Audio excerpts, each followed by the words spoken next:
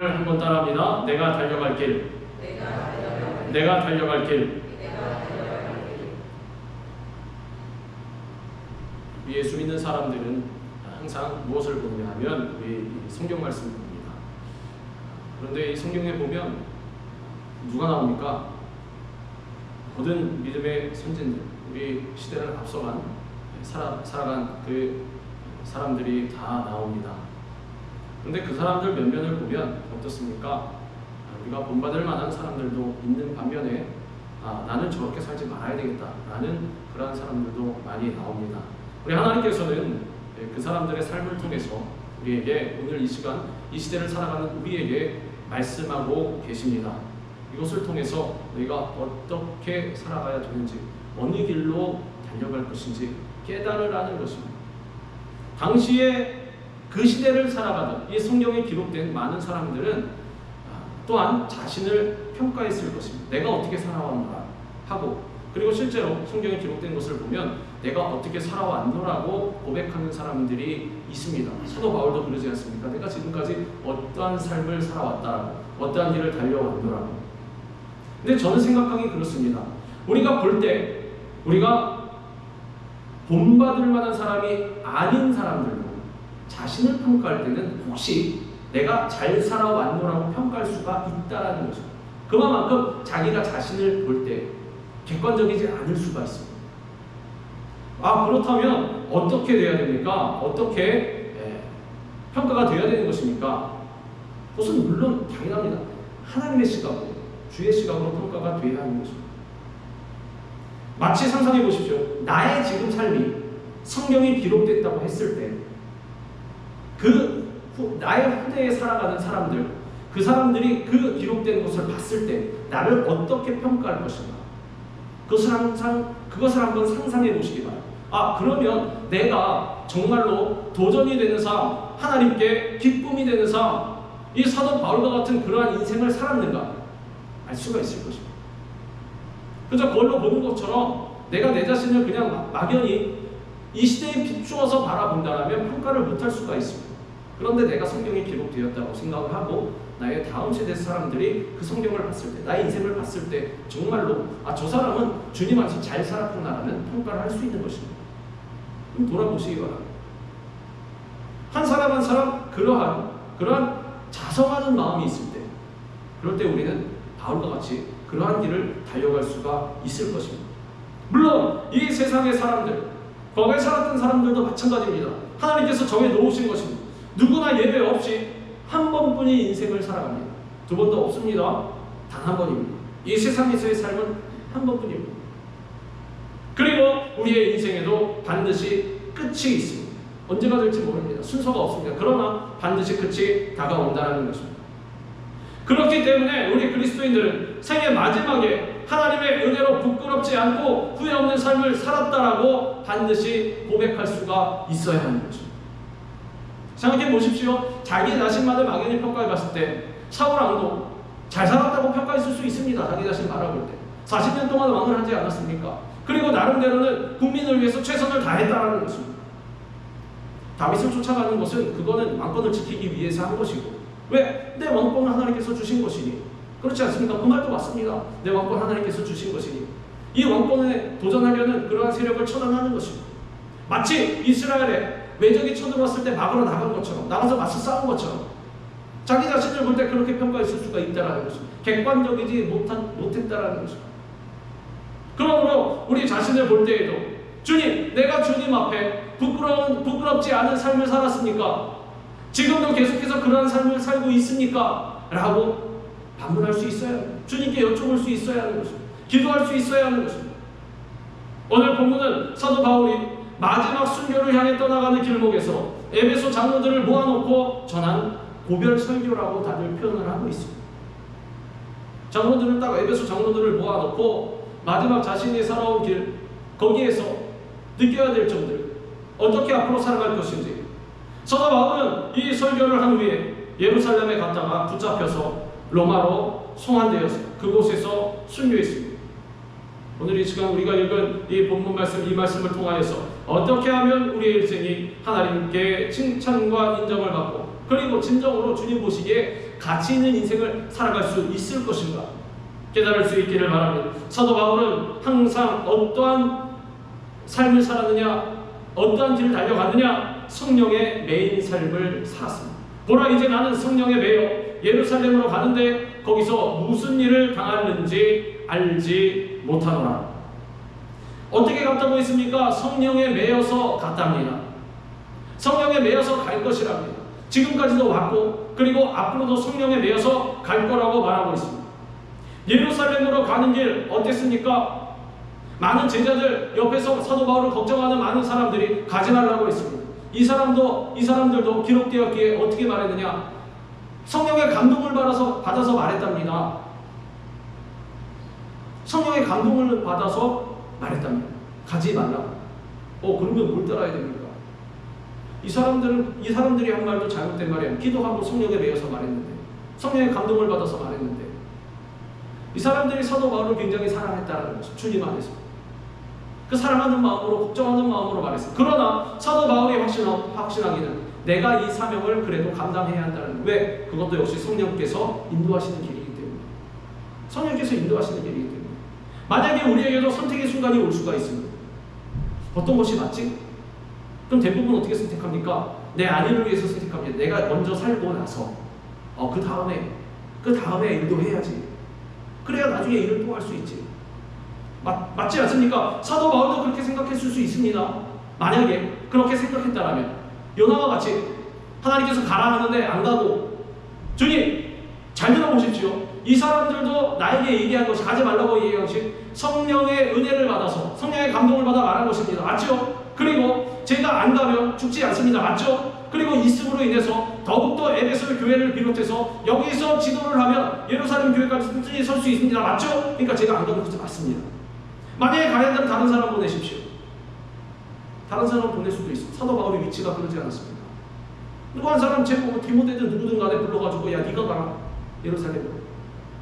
당시에 또 갖고 가는 연고도 있었습니다. 마게도니아 지역 그리고 아가야 지역에서 모은 많은 연고들을 가지고 예루살렘의 불쌍한 성도들에게 전해주기 위해서, 로마서 15장에 나와 있습니다. 가서 전해주기 위해 예루살렘으로도 또 들어가야 되는데 가면 어떻게 됩니까? 죽습니다. 그 뻔히 당합니다. 왜냐하면 옆에서도 다 진언을 했기 때문에. 사도 바울 자신도 알고 있지 않습니까? 나의 인생, 나의 생명 조금 더 귀한 것을 여기지 않고 가겠다라는 것입니다. 그건 무슨 뜻입니까? 죽는 거 알고 있다라는 것입니다. 근데 죽음의 길로 섣불 지고 불 속으로 지금 뛰어들고 있는 것입니다. 모든 안위를 다리는, 만약에 거부했으면 평생 동안 그 에베소 지역에서 편안하게 교회들을 지도하면서 잘 있었을 수 있습니다. 그렇지 않습니까? 그러면 하나님께서 어떻게 하셨겠습니까? 벌을 내리지는 않았을 것 같습니다. 저는 다른 사람을 보내셨을 것입니다. 더 하나님께 순종하는 사람, 더 하나님께 바로 서 있는 사람. 저 무슨 뜻입니까? 촛대가 옮겨졌다는 것입니다. 그게 촛대가 옮겨지는 것입니다. 자기 자신은 모릅니다. 촛대가 옮겨졌는지. 그런데 옮겨졌다는, 다른 사람을 분명히 보내셨을 것입니다. 요나도 마찬가지입니다. 만약에 하나님의 마음에 들지 않았으면 그래 다른 곳으로 가냐? 니느라고 다시스로 가냐? 그럼 가라고 해요. 물고기도 예배하지 않으시고 그냥 가라고 했습니다. 다들 네 맘대로 살아라. 편안하고 잘 먹고 잘 살아라 하고 다른 사람을 보내셨을 것입니다. 근데 요난 뜻이 있기 때문에 하나님께서 다시 잡아다가 보내신 것이고, 사도 바울은 불순종하지 않았습니다. 그 뜻에 순종해서 갔다라는 것입니다. 이 세상을 살아가는 동안 우리뿐만이 아니라 세상 사람들도 반드시 무언가에 매여서 삽니다. 자기 자신의 이데올로기든 개념이든 아니면은 자신이 중요시하고 있는 무언가를, 가족이 될 수 있고 물질이 될, 재산이 될, 뭐든 될 수 있습니다. 나의 직장이 될 수도 있고, 많은 사람들이 그것들에 과거에 매여서 살기도 하고 물질에 매여 살기도 하고 매여 산다라는 것입니다. 사도 바울도 다메섹 도상에서 부활하신 예수님을 만나기 전까지는 매여서 살았습니다. 다른 것에, 자기 생각에 매여 살고, 경험에 매여 살고, 의지에 매여 살고, 전통에 매여 살았습니다. 왜? 자신은 바리새인 중에 바리새인이요, 나면서부터 유대인 중에 유대인이요, 그러지 않았습니까? 고백하게 신앙교육을 철저하게 받았던 사람들입니다. 그 메커니즘 안에서, 그 뿌리 깊은 신앙 안에서 매여서 살았습니다. 그만큼 그 매여 사는 것을 못 끊었습니다. 못 깨뜨렸습니다. 예수님께서, 메시아 되신 예수님께서 오셔서 증거하셨는데도 불구하고 그것을 못 깨뜨렸다는 것입니다. 매여 있는 것이 너무 강력하다고. 그러나 다메섹 도상에서 예수님을 만나고 예수님을 믿고 성령의 충만함을 받은 후에는 온전히 누구에게 매였느냐? 성령께 매였습니다. 성령께 이끄심을 받았습니다. 하나님께서 성령의 메인 사도 바울의 삶을 기뻐하시고 사도 바울을 통해서 놀라운 역사를 일으키셨다라는 거죠. 사도 바울의 삶을 세상적인 관점으로, 다만 그 옆에 사는 사람들의 관점으로 봤을 때도 저 사람은 실패한 인생일 수 있습니다. 죽도록 고생하다가 어떻게 되었습니까? 감옥에 잡혀가서 사형당하지 않았습니다. 사도 바울이 뿌리치고 예루살렘으로 들어갔을 때 어떻게 되었습니까? 하나님의 뜻대로 예루살렘으로 내가 들어왔노라. 그럼 하나님께서 꽃길을 열어놓으셔야 할 거 아닙니까? 쫙 시원되고 펼쳐지게 만드시고 막 물질도 사방에서 오고 집도 준비되어 있고 자동차도 준비되어 있고 모든 성도들이 갑자기 막 예루살렘 유대인들이 갑자기 변화되고 막 이래야 되는데 어떻게 되었습니까? 들어가서 흠씬 두들겨 맞았어요. 올매를 맞아가지고 얼마나 삐추성이가 되었는지, 야 저 사람 저러다 죽겠다. 오히려 이방인인 로마인이 군대를 출동시켜가지고 군인들이 들쳐 메고 나왔습니다. 사람이 걷지를 못해서 얼마나 두드려 맞았는지 그걸 알고도 들어갔다라는 것입니다. 그럼 그렇게 생각해 주시죠. 하나님, 주님의 뜻대로 갔는데 제가 왜 이렇게 얻어맞고 삐투성이가 돼야 됩니까? 그런데 그것이 주님께서 기뻐하시는 일이었다는 거죠. 즉 하나님의 관점에서 봤을 때, 주님께서 보셨을 때 이 사람은 성공한 인생이다. 그래서 이 사도 바울을 통해서 로마 이 당시의 세계 최대 강대국이 완전 뒤집어지는 역사가 일어났다는 거죠. 사도 바울이 한 사람을 통해서, 아무것도 아닌 이 한 사람을 통해서 우리도 이와 같이 성령의 매일 삶을 살아야 합니다. 지금 우리 자신을 볼 때 주변에서, 아니 내가 나 자신을 볼 때도 가치 없는 사람으로 볼 수도 있습니다. 자, 내 인생 이제 이만큼 왔으니 다 끝났다 생각할 수 있습니다.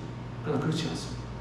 하나님께서 하시면 없는 것을 있는 것으로 부르시는 것입니다.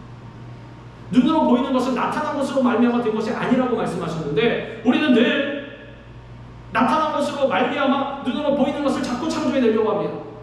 나타난 것이 없으면 눈으로 보이는 것도 없다고 생각을 합니다. 그래서 어떻게 합니까? 나에게 있는 눈에 보이는 것들 다 끌어모아서 뭔가를 하려, 그거 안 된다는 거죠. 결단코 주의 일은 우리의 힘으로 하지 못합니다. 주의 일은 누구의 힘으로? 성령의 힘으로 하는 거죠. 성령께서 일하시는 것을 우리가 따라감으로 말미암아, 그럼 성령께서 놀라운 역사를 일으키신다는 거죠. 예수 그리스도의 십자가의 사랑의 매인 삶을 우리는 살아가야 합니다. 성령의 매인 삶, 십자가의 매인 삶을 사는 사람들에게 하나님께서는 반드시 그 삶에 은혜를 더해 주시고, 그 삶이 은혜로 넘쳐나는 것입니다. 그 사람 어떻게 되냐? 마음 가운데 두려움이 없습니다. 분명히 세상 사람들의 관점으로 볼 땐 부족한 것이 많고 연약한 것이 많고 저 사람 아무것도 못할 것 같아도 그 사람 마음 가운데는 성령 그 길이 막 타오르는 것입니다. 타오르면 어떻게 됩니까? 두려움이 없습니다. 하나님께서 오늘 우리가 찬양한 대로 야 가라 그러면 가겠습니다. 그럼 막 가는 것입니다. 사도 바울과 같이 예루살렘으로 들어가라. 네, 들어가겠습니다. 너 거기 가서 흠씬 두들겨 맞고 그리고 억울한 누명 쓰고 로마로 잡혀가서 로마에서 순교할 텐데 괜찮느냐? 그럼요 하나님. 그게 뭔 상관입니까? 하나님 가라 하시는데 가야죠. 가는 것입니다. 목숨을 위해서도, 생명을 위해서도, 나의 안위를 위해서도, 위치를 위해 진위를 위해서 모든 걸 다 그런 거 상관없습니다. 이 사람은 성령에 매였기 때문에 그대로 성령의 인도하신 대로 가는 것이고 하나님께서 기뻐하는 인생이 된다는 거죠. 사도 바울은 예수님을 믿기 전에는 그리스도인을 핍박하고 교회를 무너뜨리는데 앞장섰던 사람입니다. 당시의 사도 바울, 즉 사울이었습니다. 이 사울도 자기 자신을 그때 볼 때 어떻게 평가했겠습니까?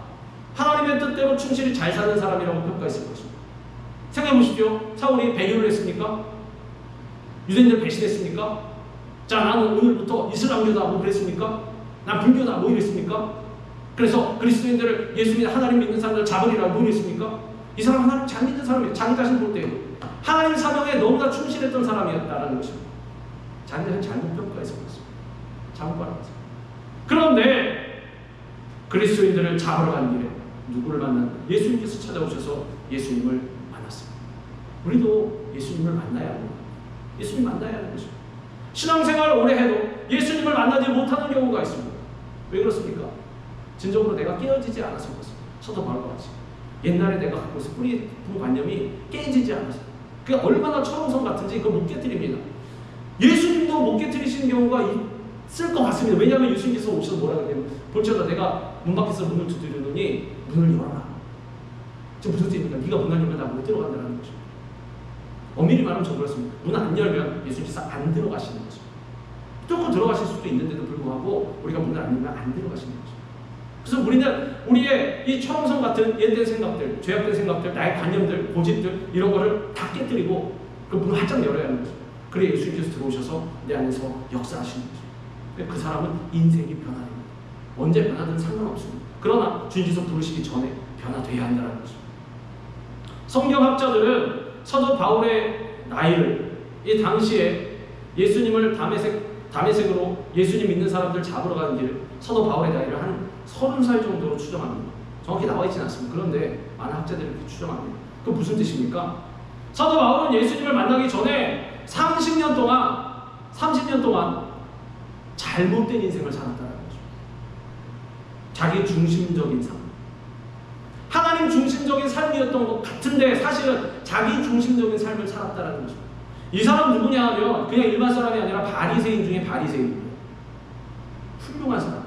유대인들 입장에서 누구보다도 하나님 잘 믿었어요. 근데 잘못된 삶을 살았다.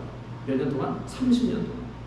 자기 열심과 자기 의로움을 갖고 그리스도인을 핍박하면서 자신이 옳다고 생각했습니다. 그러나 예수님을 만나고 나니 완전히 삶이 바뀌었습니다. 또한 학자들이 사도 바울이 순교할 당시 나이를 한 60세 정도로 추정하는 것을 보니까 예수님을 만나고 난 이후에 다시 30년은 온전히 성령에 매인 삶을 살았던 것입니다. 그 전에는 그러지 않습니까? 사람들 몰고 다니면서 예수 믿는 사람 붙잡아서 쳐다보고 사람들의 인기를 한 몸에 와 환호하는 것을 받고 살았던 삶이 지금 어떻게 됐어요? 한 30년 동안 얼마나 많은 괴로움과 환난과 고난과 역경 가운데 처한 그러한 삶, 아무도 알아주지 않는, 아무도 가기 싫은 그러한 삶을 살았다라는 것입니다. 오직 자신이 아니라 하나님의 영광을 위해서 남은 삶을 다 쏟아부었다라는 것입니다. 어떻게 생각했느냐? 주님, 저는 못 먹어도 좋습니다. 굶어도 좋습니다. 주님, 저는 병이 들어도 좋습니다. 주님, 사람들에게 얻어맞아도 좋습니다. 핍박을 받아도 좋습니다. 우리가 다 꺼리는 것 있지 않습니까? 우리가 하는 그러한 기도 제목, 그 기도 제목이 잘못되었다는 것이 아니라 정말로 얼마나 신앙이 그 믿음의 도에 푹 빠져 있었냐면 그런 것조차 우리가 지금 원하고 바라는 것조차 안 바라는 다 물리칠 수 있는 눈도 싫고 건강도 싫고 먹는 것도 싫고 아무것도 다 싫은 저는 오직 예수 그리스도의 십자가의 도 그 길만을 사모합니다. 이것을 위해서 남은 삶을 다 쏟아부었다라는 거죠. 우리는 사실 그런 것 때문에 그 주변에 신변 잡기적인 것 때문에 매일마다 눈물을 흘리고 슬퍼하고 막 괴로워하고 막 이러지 않습니까? 근데 사도 바울은 안 그랬다는 거죠. 믿음의 사람은 그렇게 다릅니다. 물론 부족한 것을 위해서 주님께 기도해야 합니다. 예수님께서 그것을 위해서 오셨습니다. 그러나 기도할 때 어떻게 기도해야 됩니까? 자세가 있습니다. 감사합니다. 너희 구할 것을 알아야. 주님께서 말씀하십니다. 그런 모든 지각에 뛰어난 하나님의 평강이 그리스도 예수 안에서 너의 마음과 생각을 지키시길 돌아보시기 바랍니다. 마음 가운데 평강이 없으면 내가 주님 앞에 부족한 것을 구할 때 감사함으로 구하고 있는지 아니면 원망과 불평으로 아쉬움으로 구하고 있는지 날마다 징징거리지는 않는지 징징거리는 것이 아니라 주님 앞에 주님 감사합니다. 나의 모든 것을 채우실 주님으로 확신합니다. 주님 지금 없어도 감사합니다. 주님 안 채우셔도 감사합니다. 이렇게 나아가는 이것이 바로 사도 바울의 자세라는 겁니다. 사도 바울은 예수님을 만나고 나서 성령 충만한 종으로 살았습니다. 사도 바울이 제1차 선교 여행을 떠난 것도 성령의 역사였습니다. 주를 섬겨 금식할 때에 성령이 이르시되 내가 불러시키는 일을 위하여 바나바와 사울을 따로 세우라 하시니 이에 금식하며 기도하고 두 사람에게 안수하여 보내니라. 당시 안디옥 교회는 선교사를 파송할 때 성령의 음성을 듣고 바울과 바나바를 파송했습니다.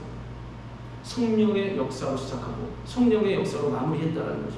안디옥 교회처럼 우리도 하나님의 일을 할 때 성령의 음성에 귀 기울여야 합니다. 무엇을 어떠한 문제가 다가오든 어떠한 일이 있던 간에 먼저 뭘 해야 되냐? 성령의 음성에 귀 기울이려면 어떻게 해야 됩니까? 간단합니다. 기도해야 됩니다. 기도하는 가운데 주님께서 말씀하시는 우리가 뭘 하든지 간에 교회에서든 가정에서든 사회에서든 뭘 하든지 간에 우리가 일을 해야 됩니다. 그러면 뭘 먼저 해야 됩니까? 사람 만나러 다녀야 됩니까? 아니면 책 찾아봐야 됩니까? 아니면 내가 갖고 있는 상식으로 판단해야 됩니까? 뭘 해야 됩니까? 기도해야 하는 거죠. 그리스도인이 기도 먼저 안 하는 건 빵점입니다. 하나님께서 보고 계시고 이렇게 보고 계시고 자기 마음대로 이렇게 하게 내버려 두시는 거죠. 그래 네가 알아서 해라. 네가 나보다 잘하지? 그래 네가 해라. 일이 우리가 생각한 대로 잘 될 수도 있습니다. 물론 그러면 그거 오히려 불행이 잘 안 돼야 되는데 하나님 내버려 두셨는데 잘 되는 경우도 있어요. 그럼 그 사람은 어떻게 되는 계속 그렇게 살아가는 거예요. 그러니까 불행입니다. 그러니까 그렇게 하면 안 돼요. 처음부터 우리가 첫 단추를 잘 꿰야 돼요. 할 때 무엇을 잃어버리지 말아야 되는 기도. 그래서 우리가 기본적인 신앙생활에 힘쓰라는 것이죠. 말씀과 기도, 말씀과 기도. 이것을 뻐꾸기처럼 왜, 앵무새처럼 왜 얘기하냐면 이 잊어버리지 말라는 것입니다. 말씀과 기도. 백성들이 출애굽에서 나올 때에도 신명기에도 마찬가지, 레위기도 마찬가지, 모든 모세오경에도 하나님께서 항상 말씀하시는 것이 무엇이냐면 손목에 기름을 담고 이마에 표를 담고 말씀을 어디다? 네 문설주에다 붙여놓고 문 밖에다 붙여놓고 사람 팔방에 말씀을 붙여놓고 네 몸에도 붙여놓으라. 무슨 뜻입니까? 말씀 잊어버리지 마라. 그리고 뭐하라? 기도하라. 말씀과 기도. 그래야 성령께서 우리의 삶을 주장하시고 우리의 삶을 이끌어 주시는 것입니다. 그러면 우리가 성령 하나님의 음성에 귀 기울이고 그 음성에 순종하게 된다는 것입니다. 성령께서 가라하면 가고 멈추라 하면 멈추게 되는 것입니다. 사도 바울은 성령의 음성에 귀 기울이면서 계속해서 사역했습니다. 사도행전 16장에는 사도 바울의 제2차 선교 여행이 나옵니다. 사도 바울은 아시아에서 사역하기를 원했습니다. 자, 1차는 파송받아 간 것이고 그리고 2차는 어땠습니까? 마게돈 처음에 아시아로 가기를 원했습니다. 그러나 성령께서 사도 바울을 마게도냐로 인도하셨습니다. 사도 바울은 성령의 음성에 귀 기울이고 순종했습니다. 그리고 사도 바울을 통해서 마게도냐 그리고 유럽 전체 지역이 복음화되는 귀한 역사가 나타났다는 것입니다. 그리고 사도 바울은 제3차 선교 여행에서도 성령의 능력을 경험했습니다. 에베소를 중심으로 2년 동안 복음을 전할 때 12명의 제자들이 성령 충만을 받고 그곳에 큰 복이 일어나서 2년 만에 온 아시아에 있는 사람들이 복음을 듣게 되었습니다. 처음에 그렇게 생각했어요. 주님, 그러면 진작 2차 선교 여행 갈 때 저를 아시아로 보내시죠. 헛걸음할 거 아니에요. 헛걸음하지 않을 거예요. 이제 2년 전에 복음화 다 될 것 아닙니까? 그렇지 않습니다. 순서도 중요합니다. 하나님께서 이끄시는 대로. 보십시오. 바꿔 생각해 보십시오. 나도 하나님께서 하시는 대로 순종하고 나아갔더니 어떻게 되겠습니까? 아시아로 결국 복음이 다 선도되었습니다. 중요한 것은 하나님이 이끄시는 대로 나아가는 것입니다. 옳은 것은 다 합니다. 우리는 한 번은 그럴 때가 많이 있습니다. 뭐냐 하면 내가 옳다는 그러한 생각에 내가 지금까지 신앙생활 오래 했다는 생각에 무엇이냐면 하나님을 가르치려는 경우가 있어요. 주님, 이것이 맞지. 우리가 흔히 그런 경우가 있지 않습니까? 사회에 잘못되어 가는 것을 보고 안타까워하는 마음이 드는 것은 그리스도인으로서 중요합니다. 사실 믿음의 선진은 다 애국자들이었습니다. 그래서 나라와 민족을 위해서 기도하지 않습니다. 우리도 마찬가지입니다. 나라와 민족을 위해서 불쌍한 사람들을 위해서 안타까운 사람들을 위해서 기도하는 것은 맞는데 그것을 가지고 나중에 더 나가서 어떻게 되냐? 하나님, 공의의 하나님께서 왜 이러십니까? 이럽니다. 그러지 않습니까? 그 불만을 가집니다. 모르겠다라는 것입니다. 하나님 분명히 공의의 하나님인데 이 사람 불쌍한 사람들 왜 이렇게 잘못되도록 내버려 두십니까? 참사가 일어났을 때 우리 그런 의문을 가지지 않습니까? 그리고 잘못된 경우는 아예 배신하고 나오고 하나님 모른다, 하나님 안 계셔! 그러고 나오거든요. 그럼 무슨 뜻이냐?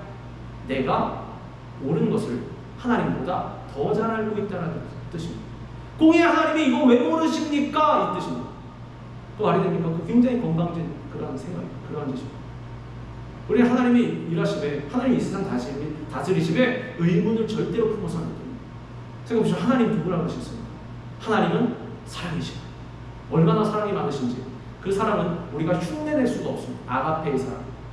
그 자신까지 독생자 예수 그리스도까지 다 주실 정도로 우리를 사랑하신 그 사랑. 그 사랑을 감히 우리가 판단을 합니까? 우리가 판단할 때 그렇지 않습니까? 사랑의 하나님이 왜 이 불쌍한 사람들 그냥 죽도록 내버려 두셨습니까? 그러면 내가 하나님보다 사랑이 더 많다는 뜻입니다. 말이 됩니까? 어불성설입니다. 말이 안 됩니다. 우리 늘 겸손한 자세로 사명을 감당해야 사도 바울이 그랬습니다. 의문을 갖지 않았습니다. 하나님께서 가라면 가고 멈추라면 멈추고 오라면 오고. 그래서 이 3차 선교여행에서도 성령의 능력을 경험하게 된 것입니다. 주해 동안 이같이 하니 아시아에 사는 자는 유대인이나 헬라인이나 다 주의 말씀을 듣더라. 성령의 매일 삶을 사는 사람은 성령의 음성에 귀 기울이고 순종하면서 살아갑니다. 다른 음성 절대로 듣지 않습니다. 사람의 소리고 누구의 소리고 절대로 듣지 아니하고 오직 기도함으로 봅니다. 성령의 음성에 귀 기울이는 것입니다. 마지막으로 사도 바울은 순교의 기름을 알면서도 복음을 전하고자 로마로 향했습니다. 성령의 사람은 성령께서 마음에 주시는 대로 결단하고 그 길을 걸어가는 것입니다. 내가 이르노니 너희는 성령을 따라 행하라. 그리하면 육체의 욕심을 이루지 아니하리라. 나의 마음 가운데 늘 성령이 좌정하고 계시는지 충만하여 있는지 항상 점검하시기 바랍니다. 성령 충만은 뭐라고 말씀드렸습니까? 선택이 아닙니다. 필수인 것입니다. 그리스도의 우리에게 있어서. 왜? 지금 이 시대는 누구의 시대입니까? 성령의 시대. 성령 하나님께서 나서서 일하시는 그러한 시대인 것입니다. 우리 사도 바울의 삶을 통해서 그리고 성령의 역사를 통해서 성령께 매인 삶을 배워야 할 것입니다. 우리는 언제나 주님, 내가 성령의 매인 사람이 되게 하여 주시옵소서. 그리고 우리 교회가 성령의 매인 교회가 되게 하여 주시옵소서. 이런 기도와 고백이 있어야 하는 것입니다. 사도 바울은 예수님께 받은 사명을 이루기 위해서 최선을 다하는 삶을 살았습니다. 사도 바울은 이 사명감에 불타서 순교의 자리까지 나아갔습니다. 오직 성령이 각 성에서 내게 증언하여 결박과 환난이 나를 기다린다 하시나 내가 달려갈 길과 주 예수께 받은 사명 곧 하나님의 은혜의 복음을 증언하는 일을 마치려 하면 나의 생명조차 조금도 귀한 것으로 여기지 아니하노라. 거짓말만 하고 도망가는 것이 아닙니다. 나는 제 생명조차 귀한 것으로 여기지 아니하노라 하고 나의 생명을 가장 귀한 것으로 여기는 삶을 살아가지 않았습니다. 예수님께서 사도 바울에게 이방인 선교라는 사명을 주셨고 사도 바울 역시 자신의 사명은 이방인에게 복음을 전하는 것이라고 고백합니다. 이 은혜는 곧 나로 이방인을 위하여 그리스도 예수의 일꾼이 되어 하나님의 복음의 제사장 직분을 하게 하사 이방인을 제물로 드리는 것이 성령 안에서 거룩하게 되어 받으실 만하게 하려 하십니다. 그래서 주님께서 예루살렘을 통해서 로마로 가라 말씀하실 때 죽을 것을 알면서도 로마로 간 것입니다. 자신에게 주어진 사명이 험난한 길임을 잘 알고 있었습니다. 지금까지 얼마나 많은 고난을 당했습니까? 그러나 그럼에도 불구하고 이제 쉴 때가 되었다라고 생각할 수 있었음에도 불구하고 하나님께서 가라, 우리 성령께서 오셔서 가라 하시니까 간 것입니다. 이 길이 험난한 길일 뿐만 아니라 죽음에 이르는 길을 잘 알고 있었습니다. 그럼에도 불구하고 나의 생명조차 조금 더 귀한 것으로 여기지 않겠다라는 결단과 각오로 그 길을 들어갔고, 그리고 지금 이 본문은 그 길을 에베소 장로들에게 도전하고 있는 거죠. 지금 내용이 그렇지 않습니다. 이 얘기를 왜 하고 있습니까? 자, 나 훌륭하지? 어때? 멋있지? 라고 말하는 것이 아니에요. 무슨 뜻입니까? 에베소 장로들에게 도전하고 있는 것입니다. 무슨 뜻입니까? 내가 가는 길을 너희도 따라오라는 것입니다. 나는 안 가고 너희만 가라 이게 아니라, 나는 안 가고 등 확 밀어서 앞으로 뛰어나가게 하는 것이 아니라 내가 먼저 뛰어나갔다는 것입니다. 나를 따라. 전진 앞으로가 아니라 나를 따라. 당시에 에베소는 오늘날의 터키 대륙이었습니다. 그래서 소아시아 반도에서 가장 큰 도시였다라고 합니다. 교통과 상업의 요충지였다라고 합니다. 그리고 고대 세계 7대 불가사의 가운데 하나인 뭐가 있습니다. 우리가 잘 아는 아데미 신전이 있었습니다. 이방신, 이 우상이 있었습니다. 그래서 원근 각처에서 신전을 찾아오는 사람들로 인해서 에베소는 유동인구가 많았습니다. 사람들은 늘 붐볐습니다. 우상과 돈과 향락과 패션과 그리고 온갖 유행, 온갖 볼거리와 흥미거리로 가득 찬 그 에베소에는 주님께서 당신의 택하신 자녀들을 불러내시고 그리고 당신의 종들을 세우셨습니다. 에베소 장로들. 마치 뭐 같습니까? 지금 들어보니 뉴욕 같지 않습니까? 세계에서 가장 화려한 도시, 돈과 금과 모든 힘이 다 모여있는 도시. 그런데 그곳 가운데에서 종들을 세우셨다, 일꾼들을, 직분자들을 세우셨다는 것입니다. 이 우상의 도시, 만몬의 도시, 향락의 도시, 타락의 도시 에베소에서 당신의 증인으로 삼으시기 위해서 직분자들, 일꾼들을 택하셨다는 것입니다. 그런데 이 택함받은, 부름받은 에베소 장로들의 입장에서 본다면 사도 바울이 이야기하는 이 길이 어떻습니까? 당시의 상황과 전혀 맞지 않는 그러한 길이었을 것입니다. 시대에 역행하는 길. 당시의 유행은 그게 아니었는데, 당시의 주류는 그게 아니었는데 시련과 고난의 길이었다는 거죠. 그래서 지금 사도 바울은 이들에게 그럼에도 불구하고 그 길을 포기하지 말라고. 바울 선생님, 지금 선생님께서 얘기하시는 그 말씀은 시대에 역행하는 거 맞지 않는 것이고 오늘날 이 시대는 그런 시대가 아닙니다 라는 것이 아니라, 그럼에도 불구하고 이 길을 가야 한다는 거죠. 이 길을 포기하지 마라. 그 길을 포기하는 것은 그 길로 여러분들을 불러내신 주님을 포기하는 것이라고, 주님께서 주님께서 여러분을 이 길로 불러내신 이상 반드시 결과를 주님께서 책임져 주실 것이라. 그러므로 이 길을 완주하기 위해서 두려움 없이 여러분의 생명을 던지라고 지금 사도 바울은 에베소 장로들에게 권면하고 있는 것입니다. 도전하고 있는 것입니다. 우리도 그런 신앙인들이 될 수 있어야 합니다. 옆에 심지어 그리스도인들이라고 하는 사람들이 우린 안 됩니다, 할 수 없습니다, 우린 끝났습니다, 이제 여기서는 희망이 없습니다 라고 말할 때에도 아닙니다. 우리 주님께서 일하십니다. 우리 주님께서 역사하십니다. 우리는 됩니다. 할 수 있습니다. 우리 주님께서 일하십니다. 기적이 일어날 것입니다. 눈에 보이는 것이 없고 귀에 들리는 것이 없고 손에 잡히는 것이 없어도 믿음만 가지고 나아가면 우리 주님께서 없는 것을 있는 것으로 불러주실 것입니다. 이러한 바울과 같은 신앙인들이 되어야 하는 것입니다. 우리도 하나님께서 우리에게 주시는 사명을 갖고 살아야 합니다. 우리는 무엇을 하든지 어디에 있든지 하나님의 영광만을 위하여서 일하는 삶을 살아야 합니다. 가만히 돌아보십시오. 지금 내가 살아가는 이 삶의 면면이 하나님의 영광을 위해서 하고 있는 것인지, 나의 영광과 나의 안위를 위해서 하고 있는 것인지. 우리는 자신만의 만족을 위해서, 자신만의 성공을 위해서 일하는 사람이 되어서는 절대로 안 되는 것입니다. 오직 하나님의 영광을 위해서 일하는 사람이 되어 섬기고 나누는 삶을 살아야 합니다. 주님, 내가 하나님의 영광을 위해서 지금 이 삶을 살아가고 있다고 생각을 하는데 하나님께서 나를 보실 때에도 그렇게 보십니까? 주님께 여쭤볼 수 있어야 하는 것입니다. 우리는 하나님께서 주신 사명을 이루기 위해서 사도 바울처럼 흔들림 없이 담대한 믿음의 사람이 되어야 합니다. 그래서 우리는 언제나 주님의 영광만을 위해서 살아가는 사람, 성령의 인도하심에 절대적으로 순종하는 그러한 사람이 되어야 하는 것입니다. 사도 바울은 참된 삶의 가치가 무엇인지를 보여주는 그러한 삶을 살았습니다. 사도 바울은 자신에게 주어진 사명을 이루기 위해서 많은 희생과 고통을 감수했습니다. 자신의 것을 절대로 챙기지 않았습니다. 복음을 전하자는 이유로 옥에도 갇히고 매도 수없이 맞고 여러 번 죽을 뻔도 했습니다. 잠도 못 자고 목마르고 굶주리고 추위에 떨고 동족 유대인들에게 멸시를 받아야 했습니다. 무슨 뜻입니까? 가족에게까지 따돌림 당했다는 것입니다. 처음에 사도 바울이 변했을 때 어떻게 했습니까? 먼저 옆에 동료들이 이상하게 봤습니다. 저 사람이 저런 사람이 아닌데 뭘 잘못 먹었구만. 나중이 아니라 변화된 그 당시에 바로 그때로부터 유대인들이 죽이려고 작정하고 그 30년 동안을 괴롭힌 것입니다. 사도 바울. 내가 수고를 넘치도록 하고 옥에 갇히기도 더 많이 하고 매도 수없이 맞고 여러 번 죽을 뻔하였으니 유대인들에게 40에서 하나 감은매를 5번 맞았으며 3번 태장으로 맞고 1번 돌로 맞고 3번 파손하고 일주야를 깊은 바다에서 지냈으며 여러 번 여행하면서 강의 위험과 강도의 위험과 동족의 위험과 이방인의 위험과 신의 위험과 광야의 위험과 바다의 위험과 거짓 형제 중의 위험을 당하고 또 수고하며 애쓰고 여러 번 자지 못하고 줄이며 목마르고 여러 번 굶고 춥고 헐벗었노라.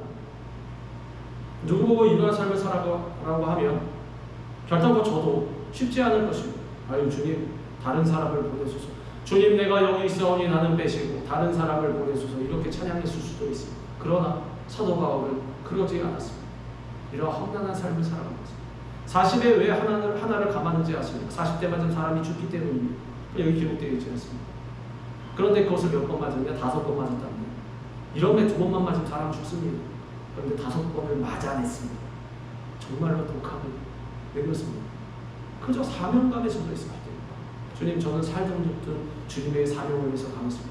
그러니까 주님께서 걱정하지 마라. 배가 파손하였을 때, 풍랑에 몰아칠 때 너는 반드시 가이사 앞에 서야 하겠고 복음을 전해야 될 것이니 그때까지는 절대로 안 죽는다. 40에 하나 감하면 5번 맞든 10번 맞든 안 죽는다는 것입니다. 하나님의 사명 가운데 있으면 그 사명이 이루어지기까지 우리도 그러한 결사대의 마음으로 나가야 하는 것입니다. 우리에게 그러한 특공대의 마음이 있는 거죠.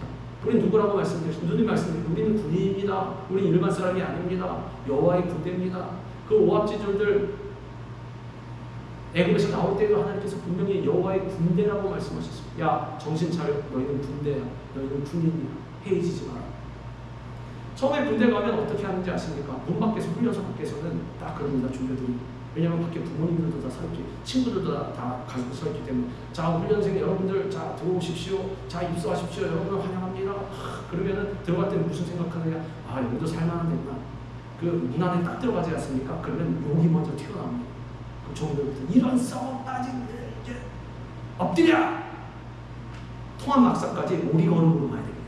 오리걸음 걸어보셨습니까? 그거 한 20m만 가도 무릎이 쑤십니다. 허벅지 끊어질 것 같습니다. 근데 그걸로 몇백 미터 되는 토막막사까지 오리걸음인 거예요. 새벽에 일어나면 뭐 하는지 알아요? 연병장을 50바퀴를 돌고 100바퀴 돌 때도 있어요. 그러면 한 40몇 바퀴 정도 되면 토합니다. 다 토합니다. 근데 토하면서도 뜁니다. 군대 갔다 오신 분들 참 대단하십니다. 뭐 수준 차이는 있겠습니다. 그래서 그러한 훈련을 견뎌내고 온전히 서는 것이 바로 군인들. 그럼 어떻게 됩니까? 전쟁터에 나오는 눈 깜빡 안 하고 총알이 날라가고 훈련을 통해서. 군인은 일단 사회가 다릅니다. 그 사회가. 근데 우리 군인들은 어떻게 살아갑니까? 세상 사람들 그 사회랑 똑같이 살아가지 않습니까? 이게 군인인지 예비군인지 세상 사람인지 모릅니다. 그런데 우리는 달라야 한다. 우리는 십자가의 군명. 우리 뭘 입고 있습니까? 군복 입고 있습니다. 전신갑주. 하나님의 전신갑주가 바로 군복 아닙니까? 의의 흉배 붙이고 편에 보면 예비한 신발 신고 권의 투를 쓰고 그 다음에 믿음의 방패를 가지고 그 성령의 권고 말씀을 가지고 무기도 가지고 군대 가면 무기도 줍니다. M16를 주건 K2를 주건 소총을 주고 그럼 그 무기도 갖고 딱 모아 열을 맞춰서 밥 먹을 때도 절도 있게 다 눈빛이 다 반짝반짝 살아야 돼요. 그 중에서 누군지 결사대 특공대들 특수부대는 또 다릅니다. 특수부대 이 사람들은 거의 사람으로 보지 말아야 돼요. 근데 우리는 특수부대라는 거죠. 최전방에 달려나갈 수 있는 하나님께서 가라! 그러면 다다닥 달려나갈 수 있는 또 우리는 항상 준비가 되어 있어야 하는 것입니다. 해외에 있으면 절대로 안 됩니다. 그럼 누구에게 잡혀먹습니까? 우는 사자와 같이 삼킬 자를 찾아다니는 사탄에게 삼켜져 버립니다. 그래서 우리는 늘 군인 정신을 가지고 사도 바울과 같이 이렇게 많은 고난이 다가올 때에도 눈 하나 깜빡하지 말고 주님 내가 여기 있으니 나를 계속해서 보내소서. 야 너 지금 죽을 뻔했는데 괜찮느냐? 주님 괜찮습니다. 또 보내소서. 사도 바울이 그러고 하지 않았습니까? 돌에 맞아서 죽은 것 같아서 버린 것을 어떻게 했습니까? 사도 바울이 그냥 툭툭 털고 일어났습니다. 아 죽을 뻔했네. 계속 가자. 그 옆에서 제자들 볼 때에도 이 사람 너무 웃깁니다. 죽을 뻔했는데 우리 어떻게 합니까? 그러면 병원으로 가야지.